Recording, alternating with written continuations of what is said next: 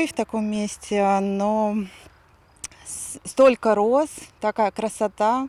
Мне кажется, будут прекрасные фотографии. Мы так фотографировались. Мы тут вообще проездом так спонтанно и очень довольны. Впервые на этом поле я побывала в 2018 году. Меня сюда привез папа с подружкой, но я была очень впечатлена и очень вдохновлена вот этой крымской красотой. Оно такое романтичное, воздушное, такое зефирное, и как будто попадаешь в какую-то сказку. Айлемыз ненке язынтыге чыктык, бөлек киби гүзел бир тарлаланы көрүп токтоттук.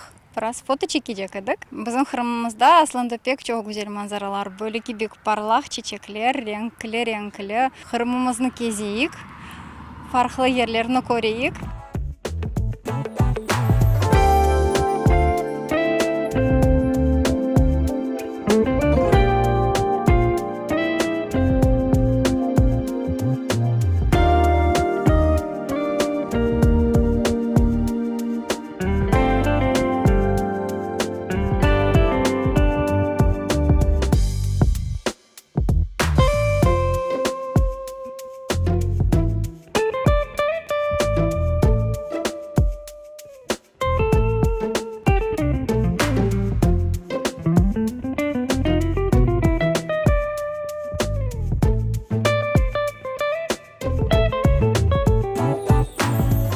Приехали сюда с северного города Сургута и сегодня очутились просто в райском месте. Здесь благоухает крымская роза, из которой делают знаменитое крымское розовое масло, да?